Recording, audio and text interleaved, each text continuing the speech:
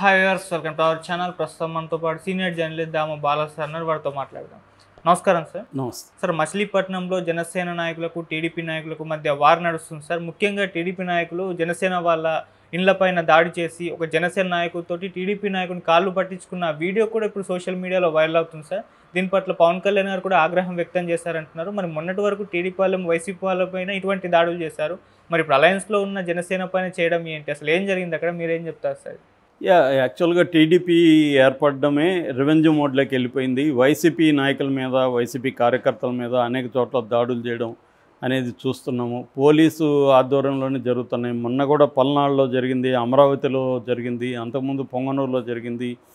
ఇలాగా అనేక చోట్ల తాడిపత్రిలో జరిగింది. ఇలాగ అనేక చోట్ల వైసీపీ వాళ్ళ మీద తెలుగుదేశం నాయకులు కావచ్చు, కార్యకర్తలు కావచ్చు దాడులు చేస్తున్నారు. పోలీసులు కూడా నిస్సహాయంగా చూస్తున్నారు. నిన్న కూడా మన విజువల్స్ చూస్తే అతను ఆపలేకపోతున్నాడు. పోలీసుల గుంపులో దూరి మరీ కర్ర తీసుకొని కార్లు వాటిని కొడుతూ ఉన్నాడు ఒక అతను. పోలీసులు ఏం చేయలేకపోతున్నారు. సో అదే వైసీపీ వాళ్ళని అయితే లాఠీచార్జ్ చేసి కొట్టేవాళ్ళు. గతంలో వైసీపీ ప్రభుత్వం ఉన్నప్పుడు సేమ్, అప్పుడు తెలుగుదేశం వాళ్ళ మీద లాఠీచార్జ్ చేసేవాళ్ళు, వైసీపీ మీద చేసేవాళ్ళు కాదు. సో ఇప్పుడు ఏ ప్రభుత్వం వచ్చినా తమ ప్రత్యర్థి పార్టీ మీద దాడులు చేయడం. మొన్న ఆమె ఎవరు అఖిలప్రియ ఓపెన్గానే చెప్తుంది కదా, నా దగ్గర కూడా ఒక రెడ్ బుక్ ఉంది, 100 మంది లిస్టులో ఉన్నారు, ఒక్కొక్కరిని తాడదీస్తానని ముందే చెప్పే కదా, తీయకుండా ఎందుకుంటానని ఆమె ఓపెన్గానే ప్రకటిస్తుంది.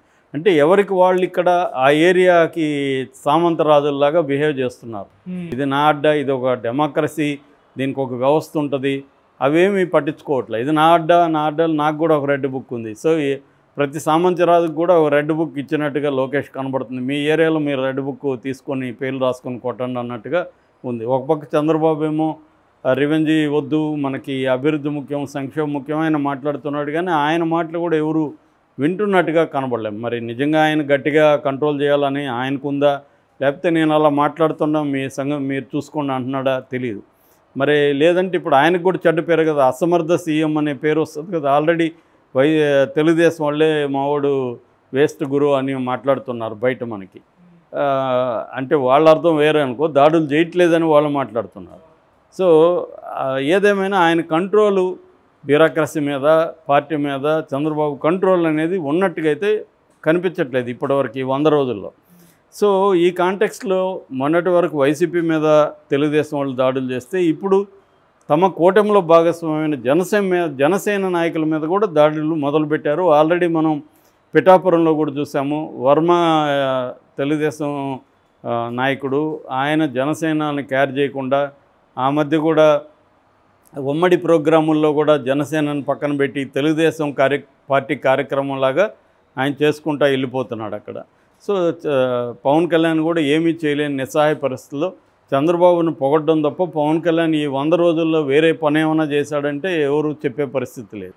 ఆ ఏనుగులదేదో ఒకసారి వెళ్ళొచ్చాడు, కొన్ని కొంకి ఏనుగుల్ని తీసుకొచ్చినాడు. అది తప్ప పవన్ కళ్యాణ్ ఈ 100 రోజుల్లో ఏం చేశాడు, 100 రోజుల్లో జరిగిన అన్యాయాల మీద కనీసం స్పందించాడా అంటే జీరో అనే చెప్పాలి. ఇప్పుడు కూడా వరదల్లో బిగినింగ్లో కనబడలేదు, విమర్శలు వచ్చినాక మళ్ళీ బయటకు వచ్చాడు, ఏదో ఎక్స్ప్లెనేషన్ ఇచ్చాడు. కానీ అదెవరు కన్విన్స్ కాలేదు. ఎందుకంటే గతంలో అనేక సార్లు ఇలాంటివి జరిగినప్పుడు అక్కడికి వెళ్ళాడు కదా, జగన్ ఉన్నప్పుడు. చంద్రబాబు ఉన్నప్పుడు వెళ్లకుండా డిస్టర్బ్ అవుతుంది నా వల్ల అని మాట్లాడుతున్నాడు. మరి అప్పుడు డిస్టర్బ్ కాదా? అప్పుడు వెళ్ళినప్పుడు అప్పుడు కూడా ప్రజలకి నష్టమే కదా ఈయన వెళ్ళడం వల్ల, అక్కడంతా గందరగోళం జరగడం ఇవన్నీ జరిగాయి కదా. కానీ ఇప్పుడేమో మాట్లాడుతున్నాడు. సో ఈ కాంటెక్స్లో ఇప్పుడు జనసేన మీదకే వాళ్ళు స్టార్ట్ అయ్యారు. సో నిన్న ఏం జరిగిందంటే, మచిలీపట్నంలో ఈ వినాయక చవితి సందర్భంగా వినాయక చవితి శుభాకాంక్షలు అనే బ్యానర్ కట్టారు. మామూలుగా అయితే ఉమ్మడి బ్యానర్లు కట్టాలి, కానీ తెలుగుదేశం వాళ్ళే సపరేట్గా కడితే జనసేన వాళ్ళు అబ్జెక్ట్ చేశారు. మా పేర్లు ఎందుకు లేవు, మా ఫోటోలు ఎందుకు లేవు బ్యానర్లో, కలిసి కదా చేయాలి, మా వాళ్ళు కూడా పనిచేస్తున్నారు కదా అని అడిగారు. అడిగితే వాళ్ళు పట్టించుకోలేదు. దాంతో వీళ్ళు ఏం చేశారు, బ్యానర్లని కటౌట్లు అవన్నిటినీ ధ్వంసం చేశారు జనసేన వాళ్ళు. ముఖ్యంగా ఎర్రంశెట్టి నాని, సీఎన శ్రీనివాసరావు అనే ఇద్దరు నాయకుల ఆధ్వర్యంలో వీళ్ళు వెళ్ళి చేశారు. దాంతో తెలుగుదేశం వాళ్ళు ఏం చేశారు, శంకు శ్రీను నాయకత్వంలో ఈ ఎర్రంశెట్టి సాయి వాళ్ళ ఇంటిని ధ్వంసం చేశారు, అతని మీద దాడి చేసి అతను తీవ్రంగా గాయపరిచారు. గాయపరిచి అతని ఇల్లు ధ్వంసం చేసేసరికి గోలైంది. ఈ గోలని పరిష్కరించడానికి టీడీపీ నాయకులు ఎంటర్ అయ్యి వాళ్ళిద్దరి మధ్య రాజీ కుదిర్చారు. రాజీ కుదిరితే ఈ శంకుసీని ఏమన్నాడంటే, నా కాళ్ళు పట్టుకొని క్షమాపణలు అడిగితేనే నేను క్షమిస్తానన్నాడు. అప్పటికే వాళ్ళు ఇల్లు ధ్వంసం చేశారు, అతన్ని తీవ్రంగా గాయపరిచారు. అది కూడా ఇతనికి సాటిస్ఫై కావాలి శంకుశ్రీని. నా కాళ్ళు పట్టుకొని క్షమాపణ అడగాలన్నాడు. కాళ్ళు పట్టుకొని క్షమాపణ అడిగాడు. జనసేన నాయకుడు ఎర్రంశెట్టి నాని శంకుశ్రీను తెలుగుదేశం నాయకుడు కాళ్ళు పట్టుకొని క్షమాపణ అడుగుతున్నాడు. ఆ వీడియో వైరల్ అయింది ఇప్పుడు. సో దీని మీద పవన్ కళ్యాణ్ ఆగ్రహం వ్యక్తం చేశాడని వార్తలు వస్తున్నాయి, కానీ నేనైతే నమ్మట్లేదు. పవన్ కళ్యాణ్ ఆగ్రహం వ్యక్తం చేసే పరిస్థితి లేదు. కంప్లీట్గా అతను ఈ 5 ఏళ్ళు కట్టప్ప కంటే మంచి బిరుదు సంపాదిస్తాడు పవన్ కళ్యాణ్. చంద్రబాబుకి లాయల్గా ఉంటూ చంద్రబాబుని పొగడడం తప్ప ఇంకో వేరే పని చేయడు. ఈ 5 ఏళ్లలో చేసేది 3 నెలలు చూస్తే మాత్రం చేయడనే మనకు అనుభవం. ఏమన్నా మార్పు వస్తుందేమో తెలియదు, కానీ అతనికి ఆగ్రహం వ్యక్తం చేసే సీను లేదు, చేయడు కూడా. మీరు కావాల్సి చూస్తామనండి, ఇంకా ఇలాంటివి అన్నీ జరుగుతాయి. జనసేనల మీద దాడులు ఇంకా పెరుగుతాయి. ఎందుకంటే వీళ్ళు మా డిప్యూటీ సీఎం కదా, మా పరిపాలన కదని మేము కూడా భాగం అవ్వాలని వాళ్ళు పాపం ఆతృతగా వస్తారు. తెలుగుదేశం వాళ్ళు రివెంజ్ మోడ్లో ఉన్నవాడికి అదేదో కేఎన్వై పతంజలి నవల్లో కథ ఉంటుంది. వాడు సార్ మన ప్రత్యర్థులు శిబిరంలో నా బంధువులు ఫ్రెండ్స్ ఉన్నారు, వాళ్ళని ఎలా కొట్టేది నేనంటే, వాళ్ళనే కొట్టమని నీకు ఎవడరా చెప్పాడు, మన క్యాంపులో ఉండేవాళ్ళని కూడా నీకు కొట్టాలనిపిస్తే కొట్టు అంటాడు. సో అలాగా వైసీపీ వాళ్ళని కొట్టాలని ఏముంది, జనసేన వాళ్ళని కూడా కొడదాం అనిపిస్తుంది కదా, ఆ మోడ్లోకి వెళ్ళిపోయారు. అదే నవల్లో ఇంకొకటి కూడా ఉంటుంది, నా చేతిలో కర్ర ఉన్నంత వరకు ప్రతి ఒక్కడు నా మాట వినాలని నాకెందుకు అనిపిస్తుందని ఒక క్యారెక్టర్ అంటాడు. అలాగే వీళ్ళ చేతిలో కర్రలు ఆయుధాలకి వచ్చేసాయి తెలుగుదేశం వాళ్ళ చేతిలో. వాళ్ళు వైసీపీ వాళ్ళనే కొట్టాలనేది ముందు రూల్ ఏముంది, జనసేన వాళ్ళని కొడతారు, రేపొద్దున బీజేపీ వాళ్ళని కూడా కొడతారు.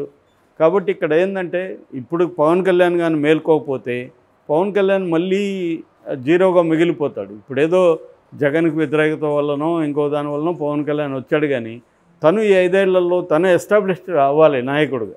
అదేమి ఇప్పటికైతే 100 రోజుల్లో ఏమీ జరగలేదు.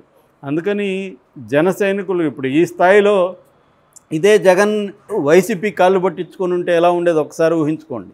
వైసీపీ నాయకుడు జనసేన నాయకుడి ఇంటిని కూలగొట్టి కాళ్ళు పట్టుకొని క్షమాపణ అడుగుంటే రాష్ట్రం అల్లకల్లోలం ఉండేది. పవన్ కళ్యాణ్ కూడా రంగంలోకి వచ్చిండేవాడు, ఇవన్నీ జరిగి ఉండేవి కదా, ఎవరైనా కామన్ సెన్స్ ఆలోచిస్తే. కానీ ఇప్పుడు చేసిన తెలుగుదేశం వాళ్ళు కాబట్టి సైలెంట్గా ఉన్నాడు పవన్ కళ్యాణ్ కూడా. ఇప్పటివరకైతే ఏమి స్టేట్మెంట్ లేదు, ఊరికి ఆగ్రహం వీళ్ళు చెప్పుకోవడం తప్ప. ఆయన ఆగ్రహం ఎక్కడ వ్యక్తం చేశాడు, ఇంట్లో బాత్రూంలో ఎక్స్ప్రెస్ చేశాడా ఆగ్రహం అంటే పబ్లిక్గా చేయాలి, అదేమీ కనిపించలేదు. సో జన సైనికులు దెబ్బలు తినడం అనేది పెరగబోతుంది అనేది దీనికి ఒక ఎగ్జాంపుల్. ఎందుకంటే ఇది మైనర్ సంఘటన, వాళ్ళ పేరు లేదు కాబట్టి వాళ్ళు ఇది చేశారు. వాళ్ళు చేసింది కూడా తప్పే. ఎందుకంటే వీళ్ళు బ్యానర్లు కట్టినప్పుడు వీళ్ళు పోయి దాన్ని చేయకూడదు, మహా అంటే కంప్లైంట్ చేయాలి. తీశారు, తీసిన తర్వాత వీళ్ళు వెళ్ళి వాళ్ళ ఇల్లు కూలగొట్టడం అనేది ఇంకా ఘోరం. తీస్తే దాని మీద కంప్లైంట్ ఇవ్వాలి రూల్ ప్రకారం, పోలీసులు వాళ్ళని అరెస్ట్ చేస్తారు. అది వదిలేసి వీళ్ళు అతన్ని కొట్టడం, అతన్ని ఇది తీసుకోవడం అంటే చట్టాన్ని తమ చేతుల్లోకి తీసుకోవడమే. సో తెలుగుదేశం వాళ్ళని కంట్రోల్ చేయకపోతే చంద్రబాబు, రేపు చంద్రబాబుకే కష్టం. మీడియా మేనేజ్మెంట్ అనేది ఒక ఎక్స్టెంట్ వరకే పనిచేస్తుంది తప్ప కంప్లీట్గా మీడియా మేనేజ్మెంట్ ద్వారానే అన్నీ చేసుకుందామంటే ఒకసారి వర్కౌట్ అవుతుంది, ఒకసారి వర్కౌట్ అవుతుంది. 2014లో వర్కౌట్ అయింది, 2019లో చంద్రబాబుకి వర్కౌట్ అవ్వలేదు, మళ్ళీ ఇప్పుడు వర్కౌట్ అయింది. మళ్ళీ నెక్స్ట్ వర్కౌట్ అవుతుందా లేదో తెలియదు. అందుకని గవర్నెన్సు, డెవలప్మెంటు, వెల్ఫేర్ ఈ 3 విషయాల్లో చంద్రబాబు జాగ్రత్తలు తీసుకోకపోతే చంద్రబాబుకే అది ఇబ్బంది అవుతుంది. వాళ్ళని కంట్రోల్ చేయడం మానేస్తే వాళ్ళకి సిగ్నల్